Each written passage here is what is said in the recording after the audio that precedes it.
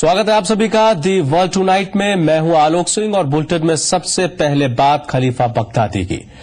आतंकी हमलों से दहल रहे इराक में खतरा और बढ़ गया है, क्योंकि अलग इस्लामिक राज्य की मांग को लेकर लोगों का खून बहा रहे आतंकी संगठन आईएसआईएस ने अब इस्लामी राज्य की घोषणा कर दी है। यह इस्लामी राज्य इराक और सीरिया के बड़े हिस्से को मिलाकर बनाया गया है। आतंकियों ने अपने संगठन के मुखिया अबू बकर अल बगदादी को इस नए राज्य का खलीफा बनाया है। आईएसआईएस के इस कदम के बाद इराक और सीरिया में संघर्ष तेज होने की आशंका है। 3 हफ्ते से ज्यादा का वक्त बीत चुका है, पर इराक में हर गुजरते दिन के साथ हालात बद से बदतर हुए हैं। राजधानी बगदाद को छोड़कर यहाँ के ज्यादातर बड़े शहरों में आतंकियों और सुरक्षा बलों के बीच संघर्ष हो रहा है। आईएसआईएस के आतंकी कत्लेआम मचा रहे हैं और बेगुनाह इराकियों के खून से यहाँ की सड़कों का रंग लाल हो चुका है। हिंसा, तबाही और बम हमलों के बीच अब आतंकियों ने एक बड़ी साजिश को अंजाम देने की कोशिश की है। अपने मंसूबों को अंजाम तक पहुंचाने की कोशिश में आईएसआईएस के आतंकियों ने अब इराक को बांटने की चाल चली है। The Islamic state in Iraq and the Syria ने अब कैलिफेट की स्थापना के ऐलान के साथ ही नए खलीफा के नाम की भी घोषणा कर दी है। बगदाद की सत्ता के खिलाफ बगावत की लड़ाई का नेतृत्व कर रहे अबू बकर अल बगदादी को नए इस्लामी राज्य का खलीफा बनाया गया है। आईएसआईएस ने इराक और सीरिया में अपने नियंत्रण वाले इलाके को मिलाकर खिलाफत यानी इस्लामी राज्य की घोषणा की है।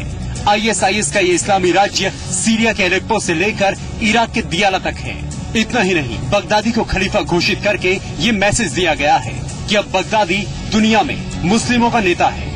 आईएसआईएस के प्रवक्ता अबू मोहम्मद अल अदनानी के मुताबिक अबू बकर अल बगदादी को अब खलीफा इब्राहिम के नाम से जाना जाएगा। इराक के कई शहर इस वक्त आतंकियों के कब्जे में हैं।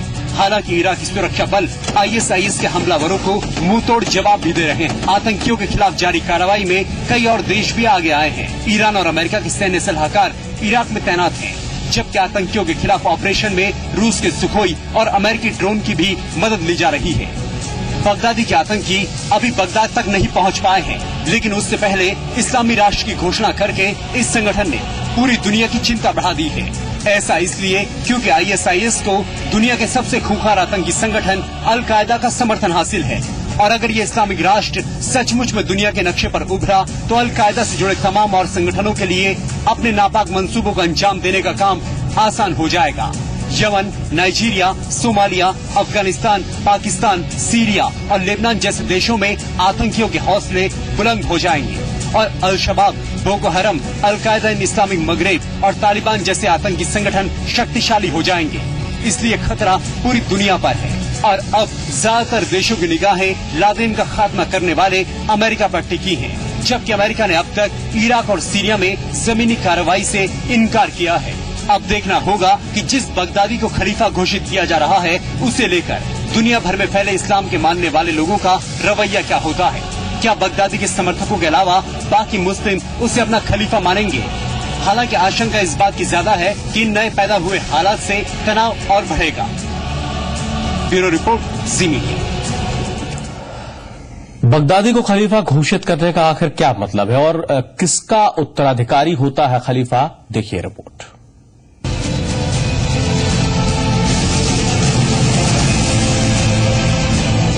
कैलिफेट की स्थापना वैचारिक ही नहीं बल्कि आध्यात्मिक महत्व भी रखती है और इसका असर पूरी दुनिया पर पड़ना तय है। आईएसआईएस की इस ऐलान का मतलब है कि इस्लामिक स्टेट ने अबू बकर अल बगदादी को इस्लाम का नया आध्यात्मिक नेता चुन लिया है। कैलिफ अरबी शब्द खलीफा से आया है, जिसका मतलब होता है उत्तराधिकारी। और अगर इस्लामिक स्टेट अल बगदादी को खलीफा घोषित कर रहा है तो इसका मतलब ये है कि बगदादी को वो दुनिया भर में इस्लाम को मानने वालों का धर्म गुरु बता रहे हैं। खलीफा शब्द के इस्तेमाल का मतलब ये भी है कि बगदादी अब पैगंबर मोहम्मद का एकमात्र उत्तराधिकारी है। ऐतिहासिक तौर पर कैलिफेट के तहत इस्लामिक कानूनों के आधार पर सरकार चलती है और यही बगदादी के संगठन आईएसआईएस का मकसद भी है, यानी शरिया कानून लागू करना और पश्चिमी सभ्यता का विरोध करना। इतिहास में आखिरी कैलिफेट का जिक्र ऑटोमन साम्राज्य के दौरान मिलता है, जबकि साल 1923 में तुर्की के गणराज्य बनते ही कैलिफेट की मान्यता ही करीब करीब खत्म हो गई।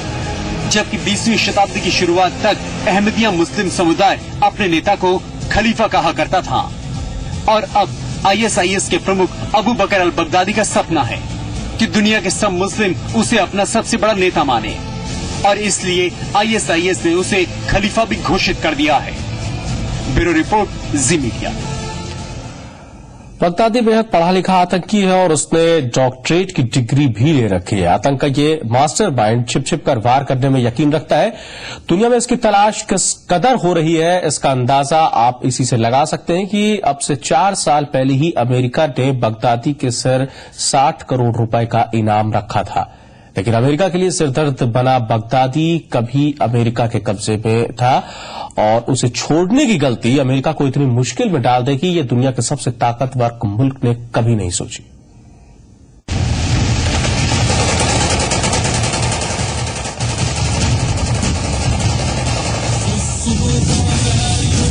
अगली मुलाकात न्यूयॉर्क में होगी। ये धमकी 2009 में अल बगदादी ने एक अमेरिकी अधिकारी को तब दी थी जब उसे इराक के कस्र के कैंप बुक्का जेल से छोड़ा जा रहा था। तब अमेरिकी अधिकारी ने बगदादी की धमकी को मजाक समझकर टाल दिया था, लेकिन एक गलती इतनी भारी पड़ेगी, इसका अंदाजा दुनिया के सबसे ताकतवर मुल्क को भी नहीं था। अमेरिका ने तो बहुत से लोगों पे इनाम घोषित किए हैं, उसके लिए लोकल सपोर्ट भी तो होना चाहिए। बगदादी को अमेरिका ने पहले अरेस्ट किया था, फिर बाद में छोड़ दिया। उसके बाद वो और बड़ा आतंकवादी हो गया। उन्होंने सोचा नहीं था कि बाहर निकल के ये दोबारा से इस तरह की हरकतें करेगा। बगदादी की तस्वीरें इक्का दुक्का हैं और इसकी जिंदगी में जवाब से ज्यादा सवाल नजर आते हैं। मसलन पढ़ लिख कर क्या कोई आतंकी बनता है? और इस सवाल का बेहतर जवाब है बगदादी, क्योंकि वो सिर्फ एक आतंकी नहीं बल्कि दुनिया का सबसे कुख्यात और बेरहम आतंकी है। 43 साल के बगदादी ने इस्लामिक हिस्ट्री की पढ़ाई की है और उसने बगदाद यूनिवर्सिटी से डॉक्टरेट की डिग्री ले रखी है। ISIS का मुखिया बगदादी अपनी पहचान जाहिर करने को लेकर काफी चौकस रहता है। लादेन और अल जवाहिरी की तरह वो वीडियो संदेश भी नहीं देता। बगदादी के खासम खास लोग भी उसके साथ आमने सामने की बातचीत में शामिल नहीं होते। कहा तो ये भी जाता है कि बगदादी अपने कमांडरों को संबोधित करते हुए मास्क पहन लेता है। यही वजह है कि उसका नाम इनविजिबल शेख यानी अदृश्य शेख पड़ गया। रिपोर्ट्स के मुताबिक अमेरिका ने जब 2003 में इराक पर हमला किया था तब बगदादी एक मस्जिद में मौलवी था। कुछ लोग ऐसा मानते हैं कि सद्दाम हुसैन के शासनकाल में ही वो कट्टर विचारों के लिए जाना जाता था, लेकिन आतंक की ओर वो बढ़ा जब उसे गिरफ्तार कर जेल में डाल दिया गया। दक्षिणी इराक में 4 साल की अमेरिकी कैद के दौरान अबू बकर अल बगदादी को अल-कायदा के कमांडरों के साथ रखा गया था, जिनकी बातें सुनकर उसने आतंक की दुनिया में कदम रखा। साल 2010 में बगदादी उस वक्त चर्चा में आया जब उसके संगठन ISIS ने सीरिया के अल-नुसरा के साथ मिलने की कोशिश की थी। तब अल-कायदा के आतंकी अल जवाहिरी ने बगदादी को कहा था कि वो सिर्फ इराक पर ध्यान दे और सीरिया को अल-नुसरा के हवाले छोड़ दे। रिपोर्ट्स के मुताबिक बगदादी ने जवाहिरी की अपील को खुलेआम खारिज कर दिया। यही वजह है कि आतंक की दुनिया में उसका रुतबा बढ़ गया। पाकिस्तान और उत्तरी अफ्रीका में अल-कायदा अभी भी बड़ी ताकत है, लेकिन बगदादी को सबसे संगठित आतंकी नेता के तौर पर देखा जा रहा है। माना जा रहा है कि जिहादियों के बीच धार्मिक गुरु की छवि रखने वाले जवाहिरी के मुकाबले बगदादी ज्यादा मशहूर हो रहा है। अक्टूबर 2011 में ही अमेरिका ने बगदादी को आतंकी घोषित कर दिया था और उसे जिंदा या मुर्दा पकड़ने पर 60 करोड़ रुपए के इनाम का ऐलान किया था। ब्यूरो रिपोर्ट, जी मीडिया। आतंकी संगठन ISIS का आखिर इतना बड़ा संगठन बना कैसे और आखिर अपनी गतिविधियों को अंजाम देने के लिए कहां से फंड जुटाता है ISIS, देखिए इस रिपोर्ट में। इराक के दूसरे सबसे बड़े शहर मोसुल पर कब्जा करने के बाद ISIS ने वहां के सेंट्रल बैंक से $429 मिलियन यानी करीब 2,574 करोड़ रुपए लूट लिए थे और इस तरह से ISIS मौजूदा वक्त में दुनिया का सबसे अमीर आतंकवादी संगठन बन गया है। इतने पैसे से ISIS एक साल तक अपने 6,000 आतंकवादियों को हर महीने 3,60,000 रुपए सैलरी दे सकता है। पर सवाल है कि आखिर पिछले एक साल में ISIS के पास इतने पैसे कहां से आए? अमेरिका की काउंसिल ऑन फॉरेन रिलेशन की रिपोर्ट के मुताबिक ISIS को खाड़ी देशों से जैसे जॉर्डन, सीरिया और सऊदी अरब में अपने समर्थकों से खूब चंदा मिलता है। रिपोर्ट के मुताबिक ISIS इराक और सीरिया में अपने प्रभाव वाले इलाकों में व्यापारियों से अवैध वसूली के जरिए हर महीने $80 लाख यानी करीब 4800 करोड़ रुपए जमा कर लेता है। ISIS उत्तरी सीरिया के इलाकों में तेल के कुओं पर कब्जा जमाए बैठा है, जहां वो कच्चा तेल बेचकर पैसे इकट्ठे कर रहा है। ISIS के आतंकवादी आम लोगों को किडनैप करके उनसे फिरौती भी वसूलते हैं। अमेरिका के काउंसिल ऑन फॉरेन रिलेशंस ने दुनिया के कुछ और बड़े आतंकवादी संगठनों की दौलत के सालाना बजट से जुड़े आंकड़े भी तैयार किए हैं, जिनके मुताबिक जिस वक्त अफगानिस्तान में तालिबान का राज था, तब तालिबान का सालाना बजट करीब $400 मिलियन यानी 2400 करोड़ रुपए हुआ करता था। लेबनान में सक्रिय आतंकवादी संगठन हिजबुल्लाह का सालाना खर्च भी करीब $500 मिलियन पर आंका गया है। सोमालिया में अलकायदा से जुड़ा आतंकवादी संगठन अल शबाब भी हर साल करीब $100 मिलियन यानी 600 करोड़ रुपए खर्च कर देता है। आपको बता दें कि अमेरिका में 2001 में हुए 9/11 हमले से पहले तक अलकायदा का सालाना बजट करीब $30 मिलियन यानी 180 करोड़ रुपए था। जानकार मानते हैं कि आतंकी संगठन ISIS भी दूसरे आतंकवादी संगठनों की तरह ही हर वो काम करके पैसा कमाता है जो गैर कानूनी है। ISIS अपने आतंकवादियों को हर महीने $200 यानी करीब 12,000 रुपए की तनख्वाह देता है। इसके अलावा ISIS अपने पैसे का इस्तेमाल हथियार खरीदने और आतंकवादी घटनाओं को अंजाम देने के लिए करता है, जैसा कि वो इन दिनों इराक में कर रहा है। ब्यूरो रिपोर्ट, जी मीडिया। इराक सरकार ने आतंकियों से लोहा लेने के लिए रूस से सुखोई विमान खरीदे हैं, जिसका पहला जत्था इराक पहुंच चुका है। जल्द ही इनका इस्तेमाल आतंकियों को नेस्ते नाबूद करने में किया जाएगा। ये जेट फाइटर इराक सरकार की वो उम्मीद है जिसके भरोसे वो ISIS के आतंकियों को मुंह तोड़ जवाब देना चाहता है।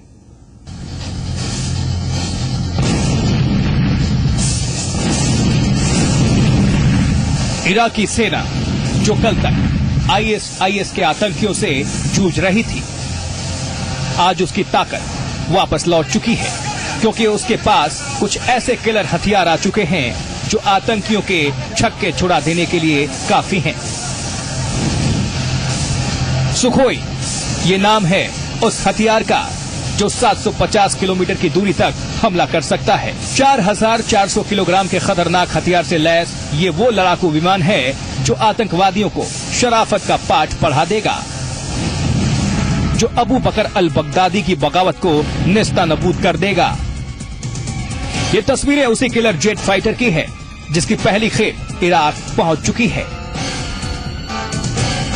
सुखोई ने इराकी सैनिकों में जैसे नई जान फूंक दी है, उनमें आत्मविश्वास जगा दिया है और उनके हौसले बुलंद कर दिए हैं।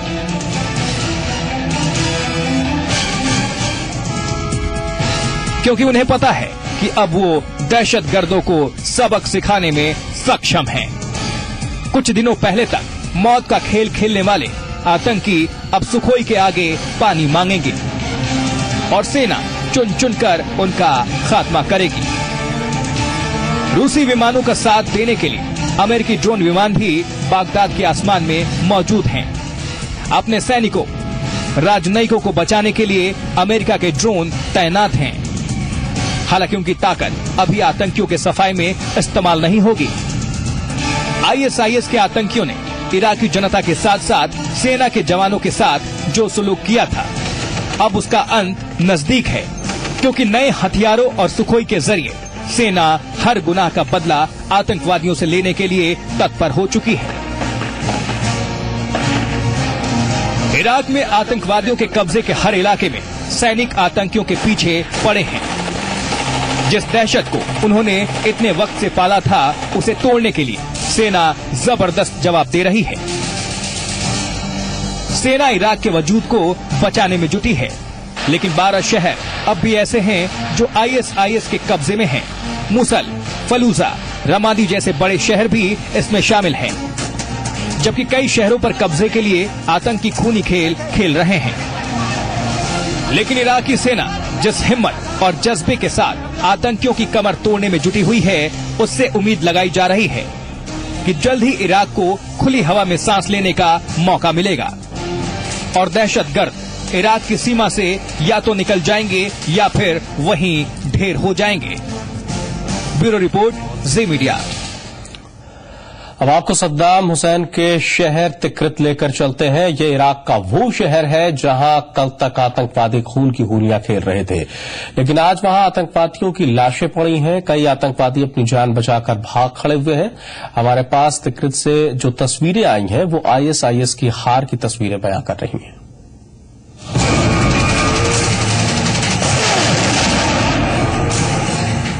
सद्दाम हुसैन के गृहनगर तिक्रित पर कब्जा जमाने के बाद Islamic state of Iraq and the Levant के आतंकियों ने जमकर जश्न मनाया। लेकिन अब तिक्रित में भी हालात बदले नजर आ रहे हैं।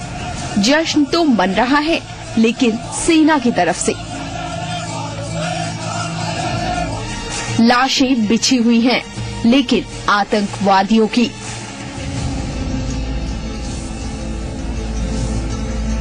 और दहशत में इराकी जनता नहीं, बल्कि वो दहशतगर्द हैं जिन्होंने इराकी सेना को नाकों चने चबवाए थे,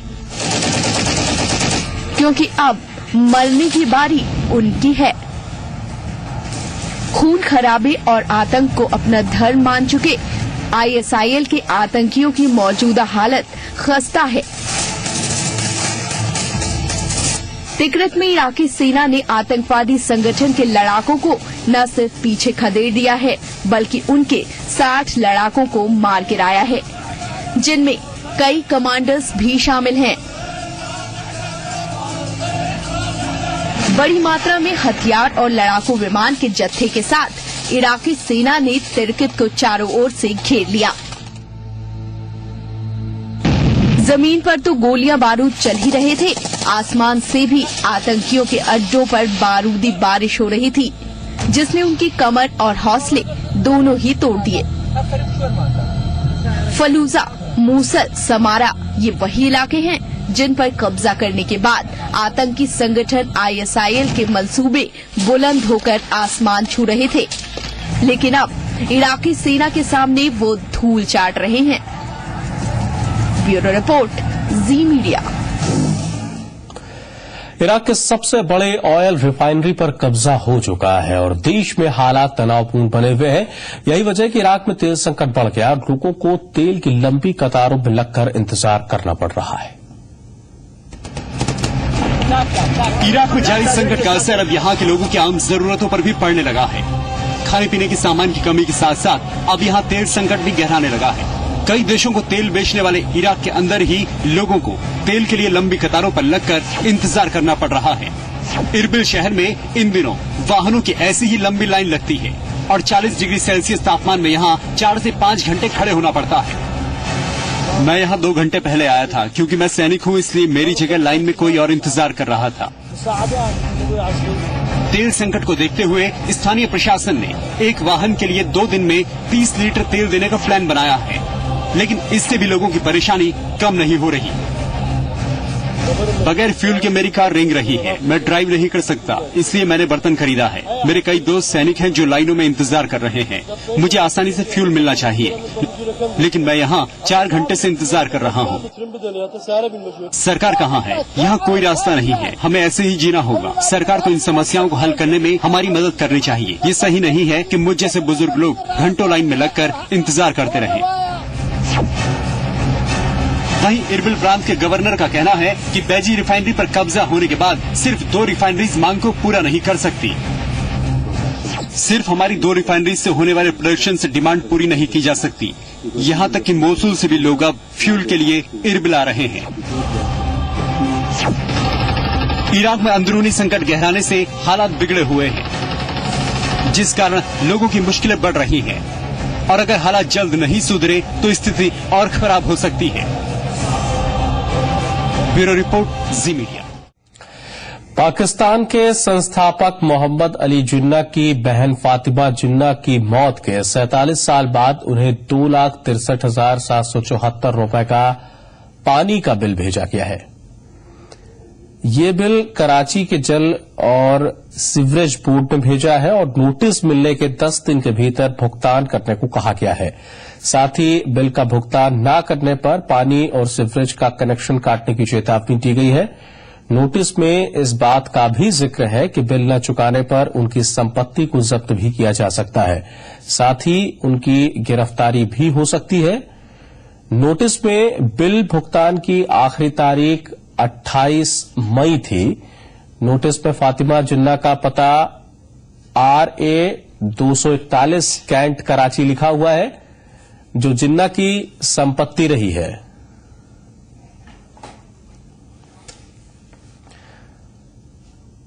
द वर्ल्ड टुनाइट में इतना ही। नमस्कार।